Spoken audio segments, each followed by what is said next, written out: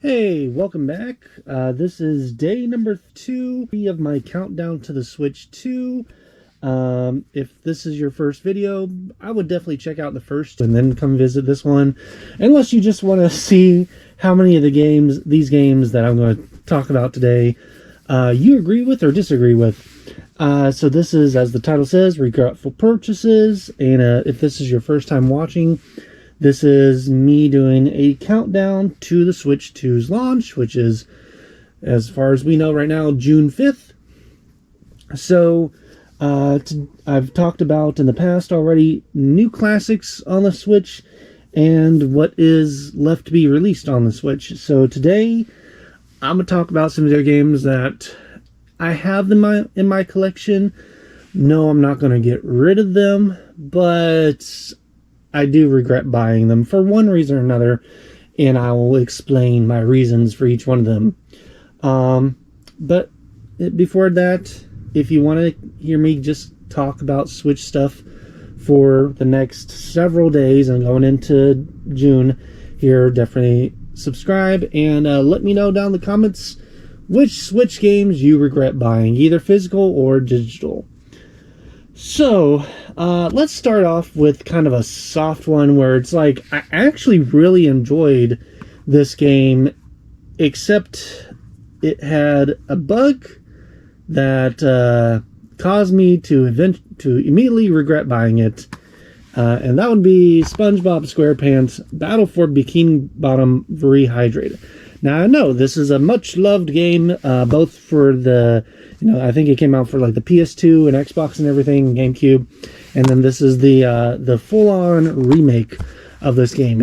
I've seen the original. I never played the original, but I've seen the original compared to this one, and yeah, it is night and day with the graphics. It's really fun. It's definitely a great 3D platformer collectathon game. However, and I don't know if they've updated it since. I'm hoping they have.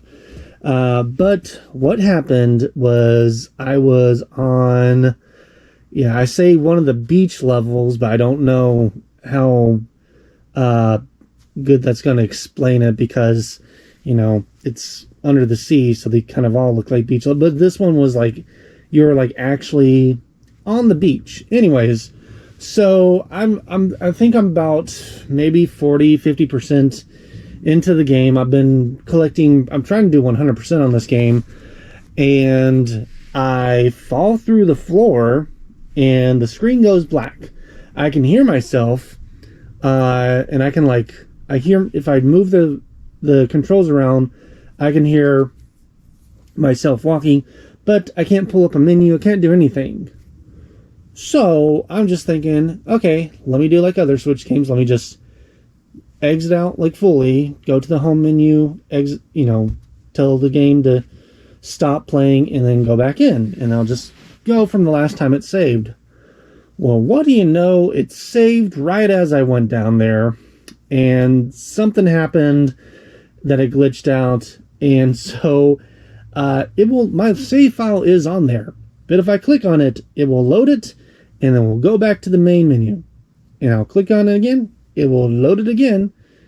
Like, it will go to the loading screen, and then it will just load me back to the main menu. So, that was like a big waste of time for me, and that just kind of killed all momentum for me even wanting to play it again. I don't think I'll go back and play it again because I'm afraid that I will run into that glitch or a glitch similar to that.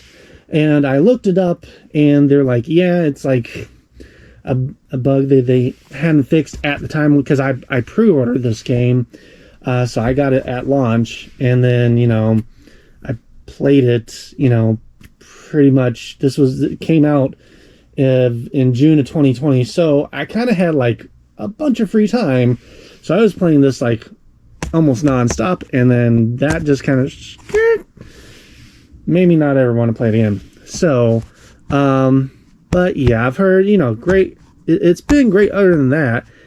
It just, that killed it for me. Well, going on to the next one. I'm not saying this is a bad game. However, I've never played any of the Elder Scrolls games before this. And so this was my first game. And yeah, I was, all hyped up because people were saying, oh yeah, you can go anywhere, do anything, climb anywhere and stuff. Well, I had gotten this after I had bought and finished Breath of the Wild. And so, and yeah, I know this is like a game that's like, by that time, it was already like, what, 10 years old or close to that. So it'd been a while. It's been out for a while. So, my expectations were probably not well set. I did watch like some reviews and stuff, and it did look like you can do a lot there. And I do like other Bethesda games. So I was like, I'll obviously like this one because I do like, that type of setting. And no, it was just I try to put in a good. I wasn't one of those people that just played like an hour or two, and then says, "Wait, no, I played like 20, 30 or so hours in this," and I was just like, I was just bored. And I'm like, anytime I wanted to go somewhere, I really couldn't go. Like I was expecting, to be able to like move more freely than you got to basically follow little paths if you want to go anywhere, further up. Yeah, you can go, land and anything that's like flat, you can kind of go to your heart's content. But anywhere else, you kind of have to like find your way around the mazes. The dungeons were cool. Fighting those was cool, but it just, the enemy types just felt a little bland after a while. So I was just like, it's not for me. I am interested in Elder Scrolls 6 though. I will do some more research into it when that game releases before I buy it. Probably try to find a demo or something whenever it does release, before I make my decision on whether to buy that one or not. Alright, so this is like the first one I'm like, I probably shouldn't have bought this. So this got hyped a lot because it was like, we're making this game. It's an action adventure, Legend of Zelda type game with the art style of Studio Ghibli. And it looked really good from the trailers and everything. And it came to digital, and when it came out, they were like, this game's pretty buggy, and it's probably not worth your time. I was like, okay, never mind. And then the studio, I was following them. They're like, yeah, we know it's buggy. We're fixing that, and like they patched it and stuff. So by the time the physical version got announced, it seemed to have been patched, and some of the reviewers had even gone back and it's like, no, this is actually a pretty fun game now. And there's like a little prequel, Three Fairies, little prequel game included in there.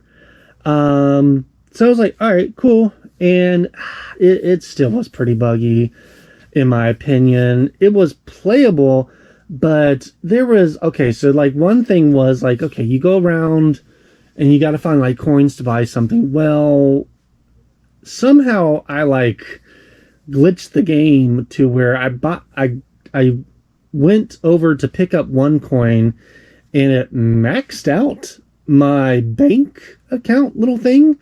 So I never had to worry about the money ever again throughout the rest of the game. I just like, whenever I wanted to buy something, I could just buy as much as I could of that one item. I never had to worry about like, oh man, I don't have enough coins and stuff I just could go literally anywhere, buy anything, and it just made the game a lot easier. And the hit detection for a lot of the enemies was weird. And then the ending ends so abruptly. Like, it definitely built it up for a sequel, but it was like this weird thing where it's like all of a sudden it's a dream and you're actually like in like present day time and you're in a school and like the girl you were like trying to save is just like your schoolmate or something. It was really weird. And I was like, what is going on here? So yeah, and it was like, but you had to get that ending only if you could like collect all like the tools and stuff. If you didn't get all the tools by the end boss, you were going to get a bad ending, which was really weird. Like, it was like, why would you make, I'm fine with having an alternate ending if you're doing for like a 100% thing. But I was just kind of, by the time I got to that point, just trying to finish the end game. And it was like, oh yeah, you're going to get the bad ending if you don't collect everything. I'm like, but that doesn't make sense at all. I would assume like the bad ending if like you die, or maybe if you like, I don't know, get like 1 or 2 items. But I had like, I think there was like 10 or so you could collect, and I had like 8 of them, so I wasn't missing much. I was only missing like, yeah, like 1, 2, maybe 3. And no, it was still, I was like, what is going on here? I like look up online, it's like, did I lose? What happened here? And it's like, no, you gotta do this and that. And I was like, okay, so yeah. And I've heard that they've patched it more since, and I think they announced a sequel. I'm not sure. I kind of, after I finished this, I kind of stopped following the company and everything. So anyways, all right, this is another one where I probably just should have done more research on it. Just heads up, I've never played a Persona game. They've never interested me. So I, never was like wanting to feel the need to check them out. However, when this got announced and it was a tactics game, I love tactics games. I will just pretty much, it's like Tetris, where it's just like anything tactics, I will buy. So I was like, okay, I don't really know anything about Persona, but it's a tactics game, so I'm obviously gonna at least enjoy it. Well, apparently Persona is like a really story-heavy game, so it's like, from what I played, and I played a couple hours, and I was just like, I can't deal with this. So it's like 10 minutes of gameplay, and then talking and more story, and talking and story, and then you play for another 5-10 minutes, and then you go back and you're talking more and more and more. And I'm not one of those people that enjoys those type of games. I know a lot of people do, and that's fine. I'm just not one of them. Thankfully I got this one on like clearance. I think this was like $10 when I got it, so I was like, it's not that much money lost. But like, I was like, no, thank you there. So yeah, this one, I did finish, and I bought it because, when it got announced and I watched gameplay of it, they're just like, oh, it's like, Mega Man Legends. I'm like, oh, cool, nice, like a spiritual successor sort of thing. And I really like, NIS, and I think it's how you pronounce them. NIS America is the publisher. I've got a bunch of their other games and have enjoyed them. And I was like, yeah, this art style looks cool. Characters look interesting. Story sounds interesting. Check it out. And I actually did, I enjoyed it for the most part. My only issue is, all right, you see this pink and like purple color scheme going on here? Get used to that, because every single level, pretty much, outside of a couple where it turns more like blue, is in this color. And so it just started hurting my eyes after a while. And I was just like, by the end, I was starting, like, at first I was like trying to go to do like 100%. And then by, about the halfway point, when I noticed the colors aren't just gonna, all the levels are gonna be about that color, and they were starting to hurt my eyes, I was like, no, we're just gonna try to get to the end as quickly as possible. And there was like a couple glitchy areas, like especially with some bosses where it's like you had to wait until the boss went through like a couple different animations before it would die. It was like, I was like, oh no, like there was like one boss, I was like, I hit them. Their bar was empty, but they were like just standing there and stuff. And I was like, no matter what I did and hit them, they didn't like do their death animation. So I was like, I've been fighting this guy for a while. Why? So I finally just kind of sat there and just waited, and then eventually something clicked in it and they died. So, anyways, yeah. All right. This, I don't regret buying it per se. I just regret buying it at the $40 price tag that it had. Because it was like, all right, you'll see it says it's got this like only at GameStop sticker on it, and I had wanted to get into this series, and this was like when just, you know, the Switch was still brand new to me. I was just trying to buy games for it to play. I was like, Bendy and the Ink Machine, it's going to physical release and it's only going to be exclusive at GameStop. I've got to pre-order it. And I've seen like gameplay, so I was like, I knew what I was getting into. And then I played it, and I'm just like, this game's like maybe 3 to 5 hours tops, and that's about it. So I don't feel like $40 was worth it to me. I feel like I should have probably waited until this got down to like $30 to $20. Now it's like $10, and they like released. You know, you can like get this on Amazon. There's like a version that doesn't have the only at GameStop. So like GameStop, I know it at first had exclusivity for it, but they don't anymore. So I don't know. Fun game though, interesting like lore. And I still need to go and play the sequel that's come out. If they make the sequel for the Switch physically, I will get it. I just will wait until it's a little bit lower in price than whatever they asked for at launch. All right. So this next one here, I played this one for actually a good bit, and then it felt really fluffed out for me. Like there was like a lot of fluff just to do some simple stuff. Like this is a heavy crafting game. And I'm usually not into heavy crafting games. I usually steer clear of them. But I like the thought of being, that's like the size of Pikmin and fighting like bugs and stuff. That always interests me, no matter what genre it is. Plus, it was just kind of cool that it's, Obsidian. It was like a Xbox exclusive, and it was coming to the Switch. And then, of course, it was a limited run. So it wasn't just going to be available in most stores. So I was like, all right, I'll get it. And I played a good bit of it. I was really enjoying it until like, 30 or so hours in. And it's just like, to do this, you've got to collect this and this and this and this just to craft this. And then after you craft this, then you got to collect this and this and this to craft it. It was a lot. And I'm like, I'm good. I've gotten my fill of it. Would I recommend it to people that like this genre? Absolutely. This is actually like, I regret buying it, but a couple of these, I would still highly recommend checking it out.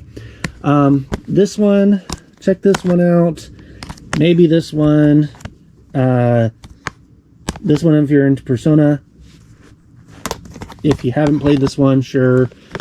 Yeah. And for the rest of them, I'll kind of, say if I'm recommending them or not. All right.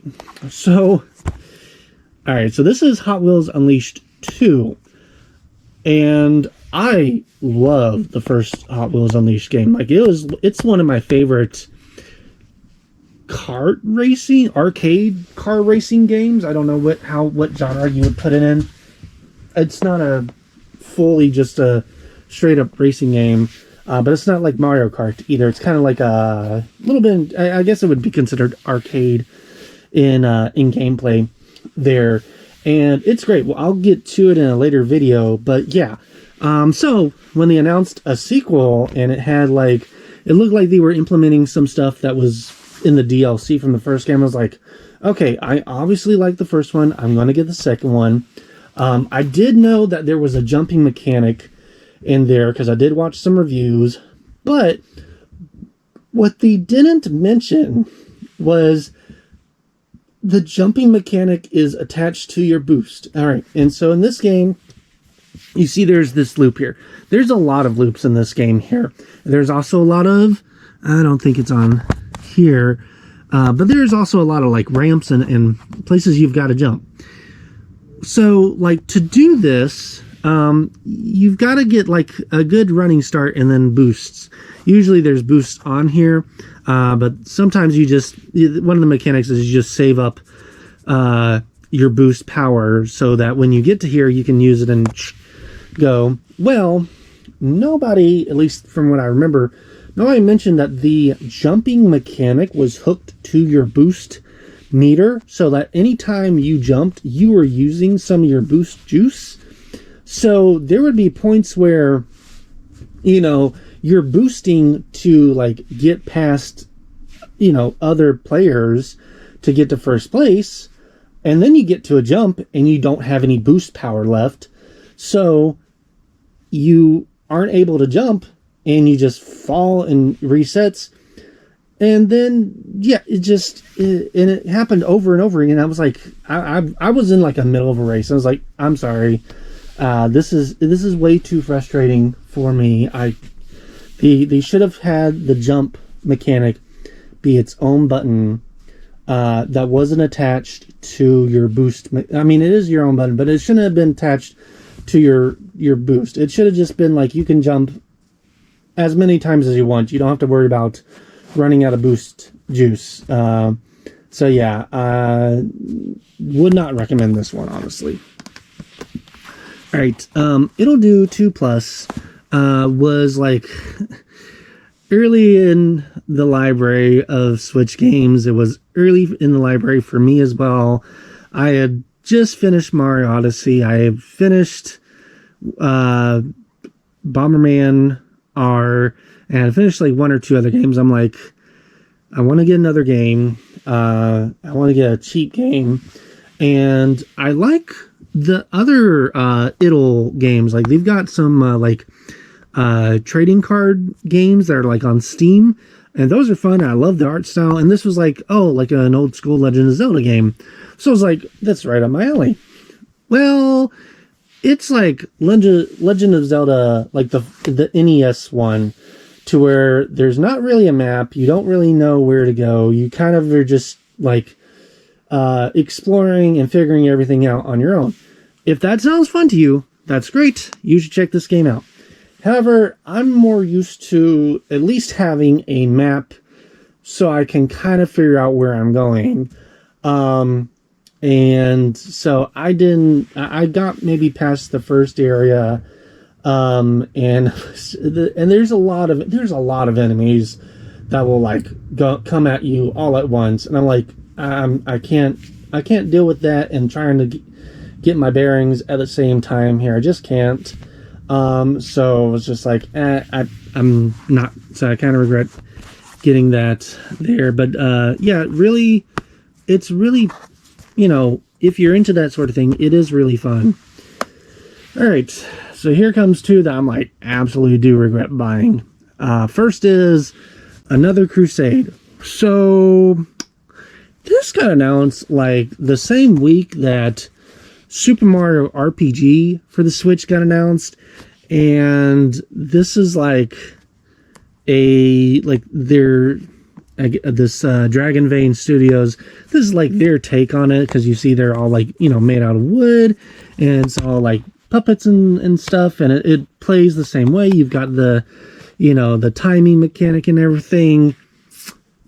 Well, I feel like if it had come out like a year before Mario RPG, this would have been great. However, it got announced after RPG got announced, and then it released it released physically after Super Mario RPG released. So I had played and finished Super Mario RPG, and then this came in the mail. I was like, great, more of the same. However, it's really boring, and there's a lot of platforming in it, like more than there really should be for an RPG game. And because it's isometric, but there's like no real like shadows for the characters, you die a lot just from like trying to get from one platform to the other there. So I was like, I finished the game, and I was like, I can't recommend this to people. It is on Steam, so if you want to check it out on Steam. But I wouldn't recommend searching down this copy, in my opinion. All right. And this game is like, I absolutely hate it. I keep it because I need to remember the name of the publishing company so that anytime a game looks cool, but it's released by this publisher, I can make sure just steer way clear away from it. It is Scully, published by Modus. This is just a bad game. So it's like a platformer collectathon meets Super Monkey Ball. And you would think that would be great, because I love 3D platformers, and I'm a big fan of the Super Monkey Ball thing. But, this is like the least of my complaints. It's like this is going to be from least to the worst. One, all these cutscenes are like really well made models, but it's like just a slideshow. They didn't animate the characters all. It's just still frame after still frame. I'm just like, you could have just done this like in like 2D, and it would like, I don't know, it would have looked just as fine. And then the story is just kind of real boring anyways, because they're trying to do like this whole epic story when the gameplay is very simple. All right. Second issue, there are enemies, but one, you don't have really an attack, and two, they don't really do anything. They're kind of just nuisances that you just gotta move around. They don't go after you. They don't like go in. They're not like on a set like track or whatever. So it's not like you're trying to figure out, okay, I need to move now. No, they just kind of are placed randomly in levels, and then you just gotta slowly move around them. And yeah. Okay. Third, there are collectibles. However, most of these collectibles are in like the worst places possible. Now, I get it. And, you always got to have some collectibles that are just out of reach. But this has been like, if like every Mario coin in like any of the 3D Mario games was like on a platform surrounded by spikes, or in the middle of a giant thing of lava, and it was on like this small little rock and just barely far away to where if you timed it just right, you can make it on the edge. But like 90% of the time, if you jumped, you would land in the lava. It's like that. Like, I don't know why it's so punishing just to get these coins. And they don't really do much. They just unlock artwork, like behind the scenes artwork and stuff. And then finally, all right, your guy is made up of mud. When you're a ball, you look like this. And you're brown with a little bit of white. And you've got these auto-scrolling levels that are kind of like Crash Bandicoot, where you're running towards the camera, trying to get away from like lava or water or something like that. But they always do them with you far away, and you're like this small, and you're the same color as the ground, so half the time you can't see where you are. And then other times it'll be the same thing, but the camera's moving like down while you're trying to go up, and where I'm stuck at, it's this lava is rising, and you're trying to go up this tiny little spiral there. So you're trying to roll up this spiral while lava is quickly coming at you, and it automatically saves like 2 seconds before you die. So like, I've died once, and like I'm like, as soon as it loads, the lava comes back and gets me before I can barely move. And I was like, I straight up like shut the game off, didn't even need to exit off. I was like, shut it off, pulled it out. They have this little thing where you can like tag them on like Facebook and like, yeah, tell us your story, share your gameplay and thoughts on social, and do this little hashtag there. So I wrote like this, I can't find it, but I wrote like this long review basically saying everything that I'm telling y'all now, and did that little hashtag there. And I'm like, okay, I am never getting another Modus game ever. I don't care how cool the game looks. If it's Modus, they're just a crap company, and I'm never buying anything from them. So, yep.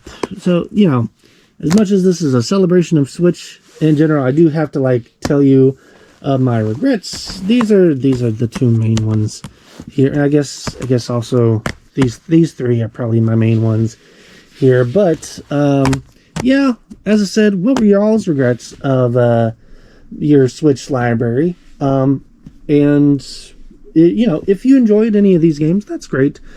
I just, I didn't. So until next time, thank you and have a good day. Bye-bye.